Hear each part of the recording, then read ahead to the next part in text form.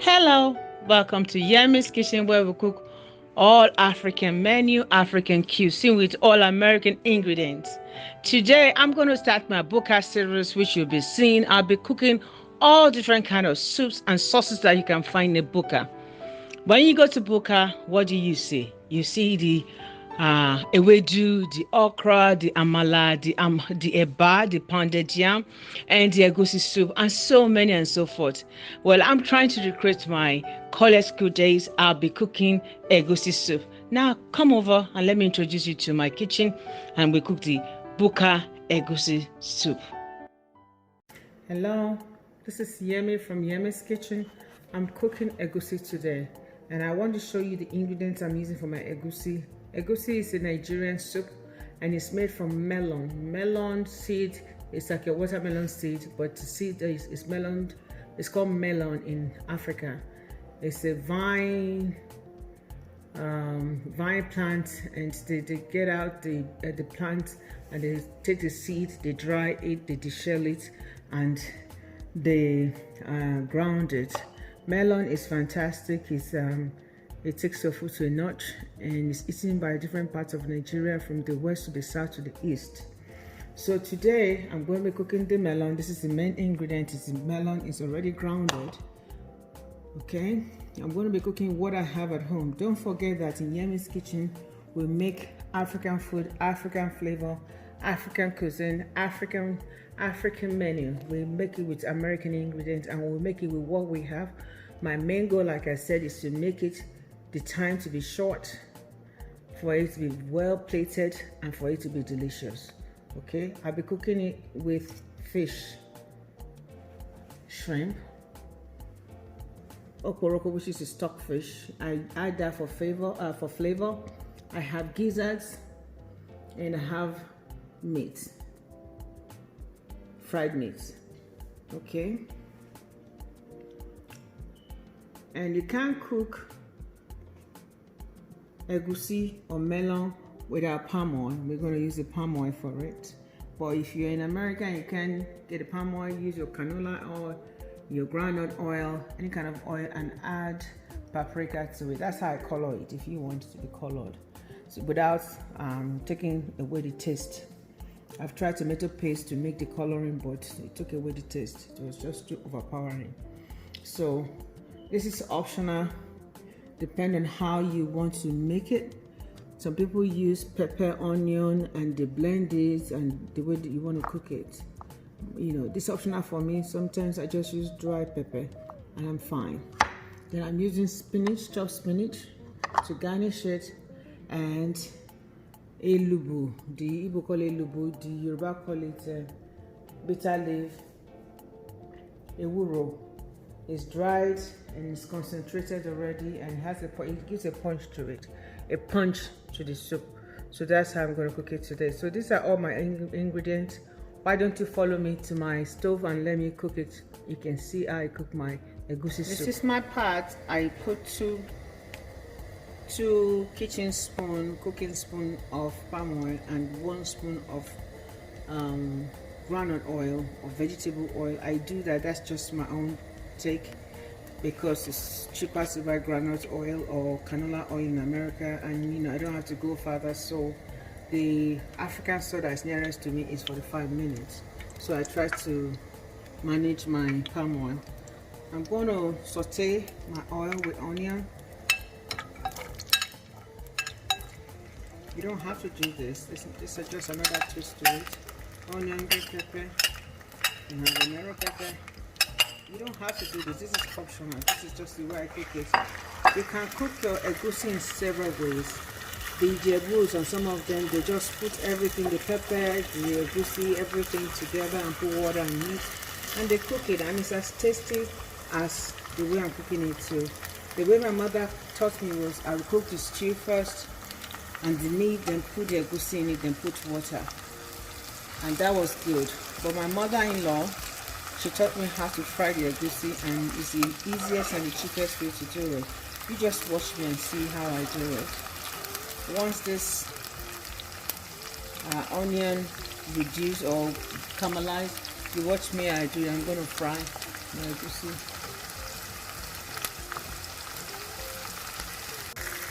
I put my gizzards in here to fry a little bit. You don't have to do this first. You know, the first thing you want to do, the way my mother-in-law taught me, was to put the egusi inside the oil, put the seasoning, and you fry for a couple of minutes. Make sure that it's fried before you put everything.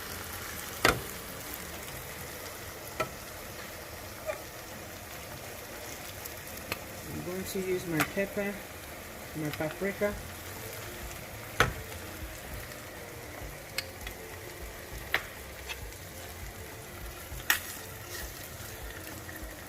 To fry so it's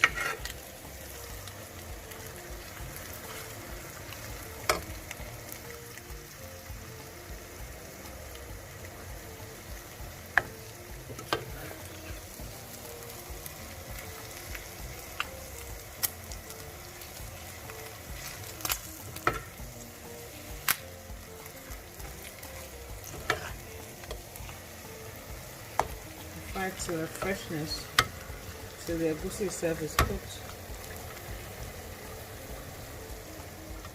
I'm gonna put my chicken seasoning. We use chicken seasoning or the bouillon because it's a concentrated stock for us. If you can't get the stock, we use that. That's how we compensate for the stock. We like to use the stock of food to cook.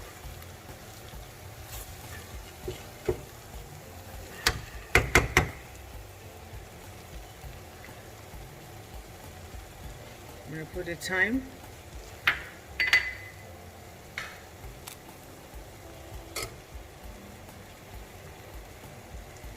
the crayfish, which is a small shrimp that's dried and it flavors the food. This is one thing Nigerians use.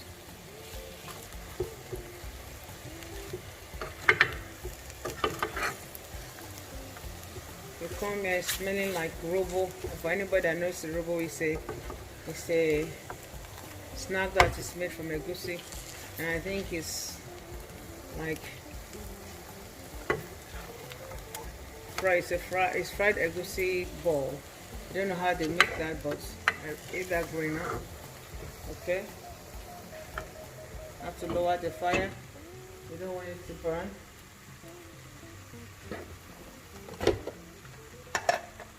I'm going to add my meat stock.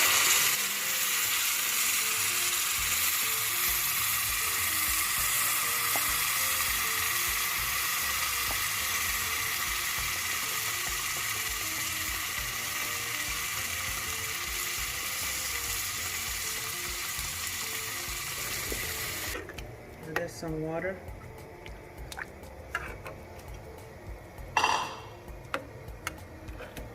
Just want to add your blue, which is the bitter leaf. It's already changing the taste. The taste already. I tasted it. It's so yummy.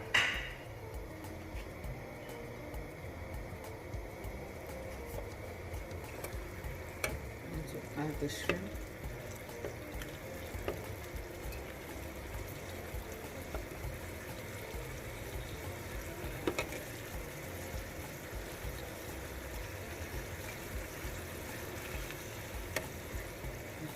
Which is the poroko, the fish. I have to be careful, that's why I'm using my hand to take it. When you cook with fish and cook with their seafood, they're delicate. They break easily. Okay? It's already coming out. It's so nice. Small, nice already.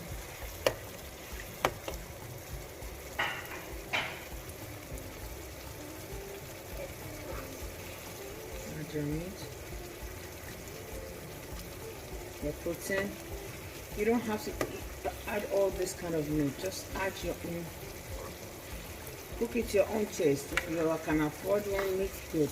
I just like to mix everything together. If it's fish you are using, use fish. You don't have to do shrimp.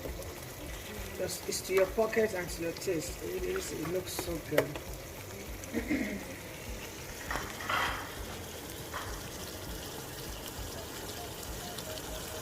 ready.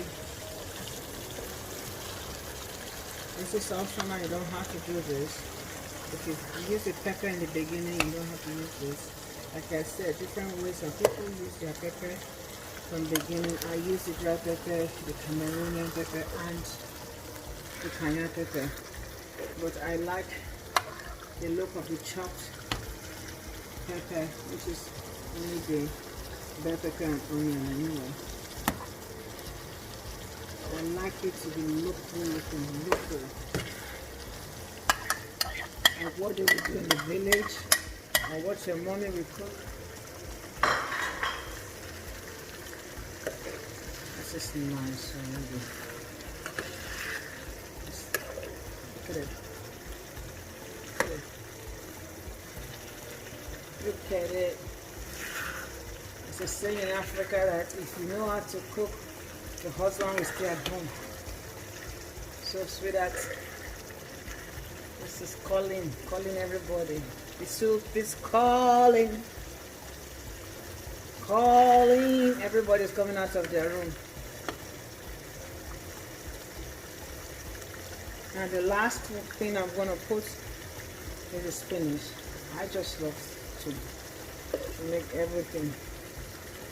This is the spinach we have here in the United States. It's chopped spinach.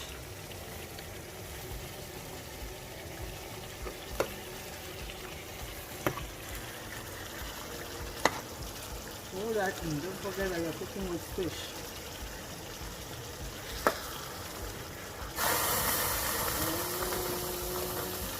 Be careful when you cook, please.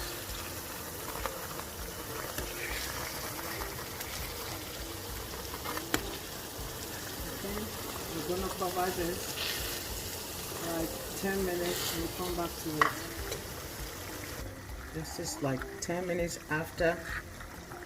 You don't want your spinach to be overcooked and the chlorophyll and the nutrients are gone. This is what it looks like. Shokoyokoto. That means rich soup. This is finished, and see why I like the last part. I don't know, all my vegetables are here and it tastes so good. It tastes yummy. Yummy-licious. It's fantastic, wonderful. Love you so much. Okay, let me plate this and show you how I'm going to eat my egusi soup. This is the final product of the egusi soup, your cautious egusi soup. I've plated it. It looks so yummy. I can't wait to dig in with my pounded jam, which I'm pairing it with pounded jam. You can pair it with eba, pounded jam, semolina, rice, the way you want it. But it's so nutritious. I can't wait to share this with my family. Thank you for staying tuned. Thank you for staying with us. Thank you for watching Yemizkitchen. Please don't forget to like us. Don't forget to subscribe to us at yemizkitchen.com and follow us on Instagram on yemiz.kitchen on Instagram, on YouTube, and subscribe on my YouTube channel. I need a lot of support. I just started this. Don't forget, maintain your integrity and stand by your word.